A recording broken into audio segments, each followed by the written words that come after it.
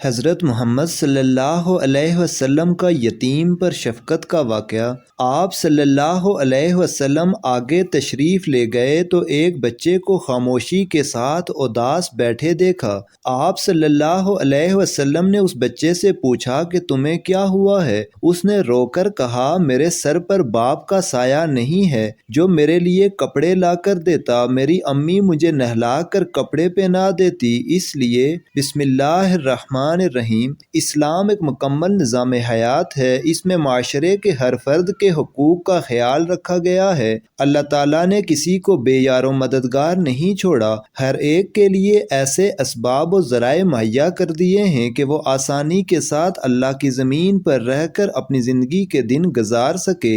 یتیم و نادار اور لاوارث بچوں کے بھی معاشرتی حقوق ہیں، ان کی مکمل کفالت ان کے حقوق کی پاسداری ہے اور اس سے منہ موڑ لینا ان کے حقوق کی پامالی ہے۔ یتیم کے حقوق پر اسلام نے بہت زور دیا ہے۔ اس کا اندازہ اس حقیقت سے لگایا جا سکتا ہے کہ قرآن حکیم میں 23 مختلف مقامات پر یتیم کا ذکر کیا گیا ہے، جن میں یتیموں کے ساتھ حسن سلوک، ان کے اموال کی حفاظت اور ان کی نگہداشت کرنے کی تلقین کی گئی ہے، اور ان پر ظلم و زیادتی کرنے والے، ان کے حقوق و مال غصب کرنے والے کے لیے وعید بیان کی گئی ہے۔ جس کے زیر سایہ کوئی یتیم ہو تو اسے چاہیے کہ وہ اس یتیم کی اچھی پرورش کرے۔ احادیث میں یتیم کی پرورش اور اس سے حسن سلوک کے بے شمار فضائل بیان کیے گئے ہیں، ان میں سے چند درج ذیل ہیں۔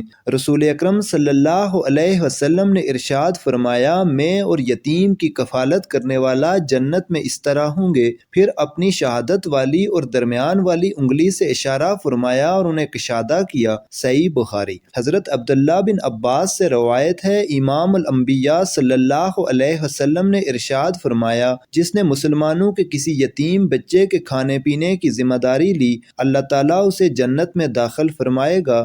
جامع ترمذی۔ ایک غریب یتیم بچے کی دلجوئی۔ سید ایوب علی صاحب فرماتے ہیں کہ ایک کمسن صاحبزادے نہایت ہی بے تکلفانہ انداز میں سادگی کے ساتھ حاضر خدمت ہوئے اور عرض کی، میری بوا یعنی والدہ نے آپ کی دعوت کی ہے، کل صبح کو بلایا ہے۔ اعلیٰ حضرت نے ان سے دریافت فرمایا، مجھے دعوت میں کیا کھلاؤ گے؟ اس پر ان صاحبزادے نے اپنے کرتے کا دامن جو دونوں ہاتھوں سے پکڑے ہوئے تھے پھیلا دیا، جس میں ماش کی دال اور 2-4 مرچیں پڑی ہوئی تھیں۔ کہنے لگے، دیکھیے نا، یہ دال لایا ہوں۔ حضور نے ان کے سر پر دست شفقت پھیرتے ہوئے فرمایا، اچھا، میں اور یہ حاجی کفایت اللہ صاحب کی طرف اشارہ کرتے ہوئے کل 10 بجے دن کے آئیں گے۔ پھر حاجی صاحب سے فرمایا، مکان کا پتہ دریافت کر لیجئے۔ غرض صاحبزادے مکان کا پتہ بتا کر خوش خوش چلے گئے۔ دوسرے دن وقت معین پر حضور عصا مبارک ہاتھ میں لیے ہوئے باہر تشریف لائے اور حاجی صاحب سے فرمایا، چلیے۔ انہوں نے عرض کی، کہاں؟ فرمایا، ان صاحبزادے کے ہاں دعوت کا وعدہ جو کیا تھا،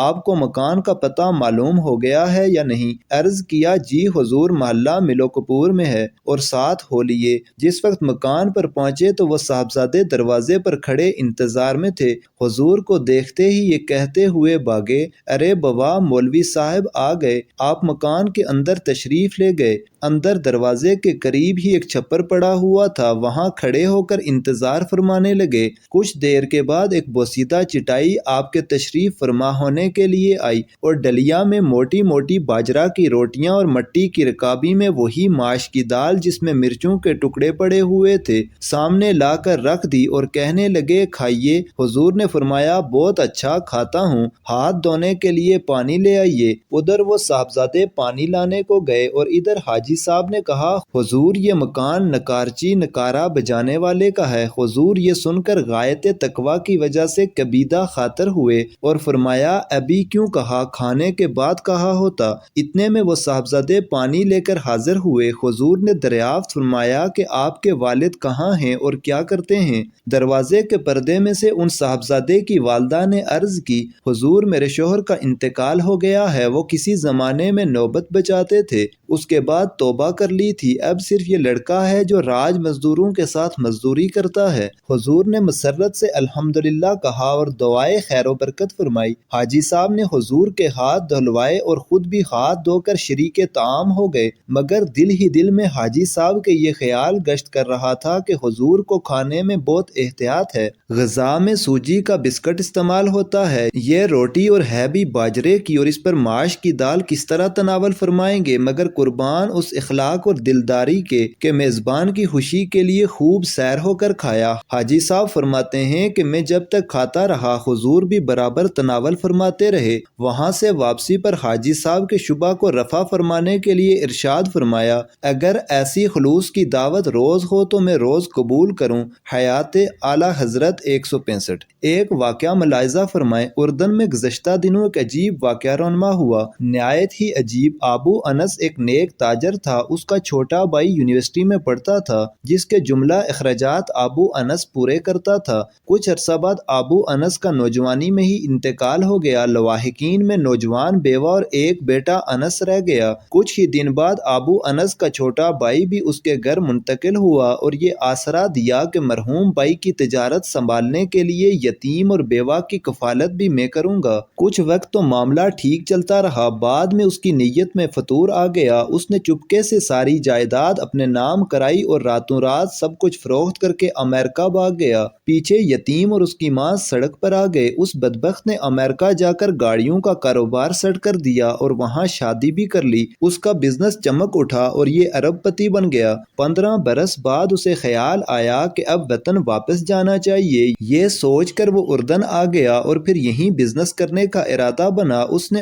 عزین کے علاقے میں ایک بڑی جگہ خریدی اور اس پر شاندار بلڈنگ بھی تعمیر کی، پھر یہاں بھی گاڑیوں کا بزنس شروع کر دیا اور کچھ عرصے میں ہی اردن بھر میں اس کا ڈنکا بجنے لگا۔ ادھر انس اور اس کی ماں انتہائی قسم پرسی سے رات دن گزارتے رہے۔ ایک خیراتی ادارے کے تعاون سے انس نے تعلیم حاصل کی اور اب وہ شادی کر کے نوکری کر رہا تھا۔ غربت کے باوجود وہ اپنی ماں کا بہت خیال رکھتا، مگر بدبخت چچا کو کبھی اس کا خیال ہی نہیں آیا۔ لیکن انس اور اس کی ماں کو سب معلوم تھا کہ وہ حرام ہور واپس آ چکا ہے۔ ایک دن ماں نے بیٹے سے کہا کہ ہمت کرو، جاؤ اپنے چچا کے پاس اور اس سے اپنے باپ کے مال کا کچھ حصہ مانگو۔ ماں کے کہنے پہ انس چچا کے شو روم میں پہنچ گیا، مگر چچا نے کٹھور دلی کا مظاہرہ کر کے اسے بھگا دیا اور کہا کہ آئندہ ادھر کا رخ بھی کیا تو گرفتار کرا دوں گا۔ وہ بوجھل قدموں کے ساتھ ماں کے ہاں واپس آیا اور سارا ماجرا سنایا۔ بیوہ سوائے بددعا کے کیا کر سکتی تھی؟ اس حرام خور بزنس مین نے اب اردن میں رہنے کا فیصلہ کیا تھا۔ وہ ایک جنت نما محل تعمیر کر چکا تھا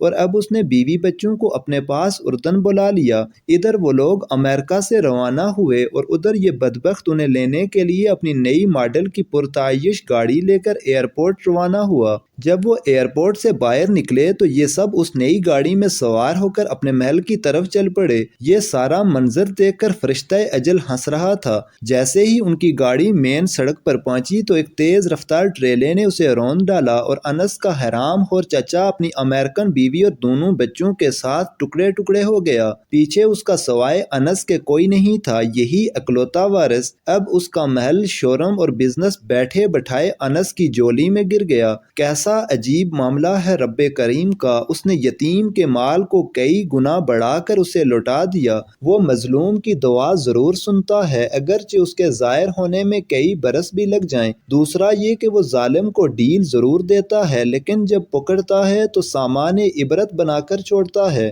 تیسرا یہ کہ حرام کا انجام کبھی اچھا نہیں ہوتا۔ اس لیے میرے نبی کریم صلی اللہ علیہ وسلم نے فرمایا کہ مال حرام سے پلنے والے جسم کا زیادہ حقدار دوزخ ہے۔ اسی حوالے سے حضرت محمد صلی اللہ علیہ وسلم کا واقعہ بھی ملاحظہ فرمائیں۔ حضرت محمد صلی اللہ علیہ وسلم عید کے دن گھر سے مسجد کی طرف تشریف لانے لگے۔ راستے میں آپ صلی اللہ علیہ وسلم نے کچھ بچوں کو کھیلتے دیکھا۔ انہوں نے اچھے کپڑے پہنے ہوئے تھے۔ بچوں نے سلام عرض کیا تو آپ صلی اللہ علیہ وسلم نے جواب ارشاد فرمایا۔ اس کے بعد آپ صلی اللہ علیہ وسلم آگے تشریف لے گئے تو ایک بچے کو خاموشی خاموشی کے ساتھ اداس بیٹھے دیکھا۔ آپ صلی اللہ علیہ وسلم اس کے قریب رک گئے۔ آپ نے اس بچے سے پوچھا کہ تمہیں کیا ہوا ہے؟ تم اداس اور پریشان نظر آ رہے ہو۔ اس نے رو کر کہا، اے اللہ کے رسول صلی اللہ علیہ وسلم، میں یتیم ہوں، میرے سر پر باپ کا سایہ نہیں ہے جو میرے لیے کپڑے لا دیتا، میری امی مجھے نہلا کر کپڑے پہنا دیتی، اس لیے میں یہاں اداس بیٹھا ہوں۔